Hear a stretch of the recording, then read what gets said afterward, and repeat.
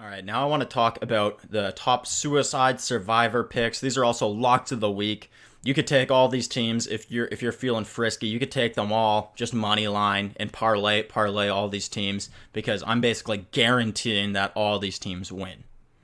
First lock of the week, the number one lock of the week, and this is going to be a theme, is whoever's playing the Dolphins. And this week, it's the Cowboys, man. And the Cowboys, I think, are the best team in the NFC. Besides only the New England Patriots, I think that they're probably the best team in the NFL. I think Green Bay gives them a run for their money in the NFC. Those are the top two teams in the NFC for sure. And, the Cowboys have had a super easy schedule, and it's going to get even easier here in week 3 so far. So it's hard to know because they haven't had to face adversity. Like Green Bay played Chicago, best defense in the league. Minnesota, phenomenal defense, top 5 defense in the league. So Green Bay's 2-0 over two much more quality opponents than the lowly Giants and the terrible Redskins. But, the Cowboys have the horrible bottom floor of the NFL, the worst team in the league, the Dolphins, to play this week. That's a guaranteed victory. Now, the second lock of the week is the Patriots over the Jets. Sam Darnold's going to be gone still with mono. That's at least the speculation at this point. The Patriots are the best team in the NFL. Like I was just saying, I think, outside of maybe the Cowboys, maybe the Packers, the Patriots are the best team in the NFL. And that's even my bias. The Patriots are pretty much outright the best team in the NFL, Super Bowl favorite right now. They're going to be playing the lowly Jets. Don't even have Sam Darnold, Trevor Siemian at quarterback. I love the Patriots in this one. If you haven't used them already, like last week, they were my number one pick. If you haven't used them already, use them now. You can save them for later. They'll probably go, 13-3 to 15-1, somewhere in that range this season. So you're going to have a lot of chances to use the Patriots down the line. But I would use them here. They're my number 2 lock of the week. My number 3 lock of the week is the Vikings over the Raiders.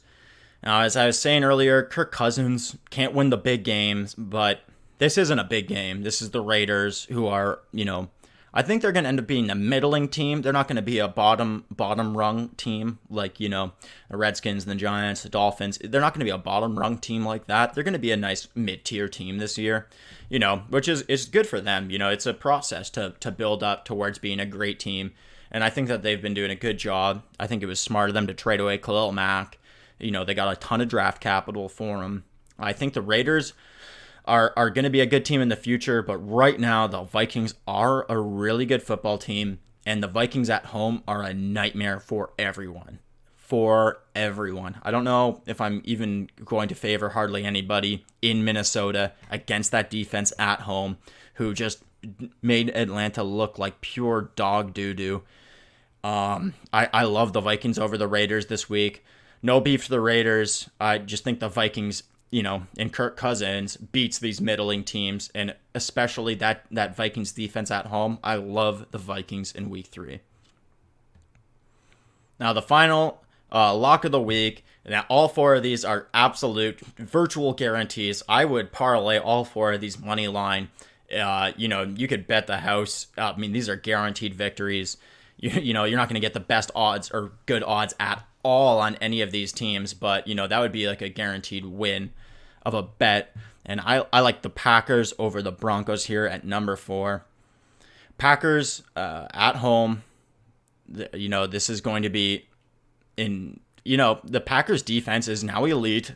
Very elite defense, top 10 defense, maybe even top 5 defense. This is the best defense that I've ever seen the Packers have. This is better than when they went on their Super Bowl run.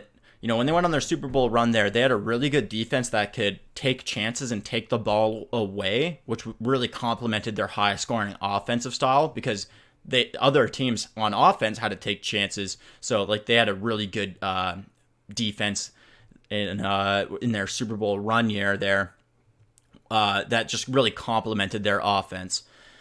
And, I think this year they just have an outright phenomenal defense. Jair Alexander's turning into a shutdown corner. They've got a really powerful front 7 now. I love the Packers. I think the Broncos are not good. Although they almost beat the Bears, I think that was more just the Bears being just horrendous. And also the Broncos are decent at home, but at Lambeau Field, I mean, I don't see any way that the Broncos beat the Packers.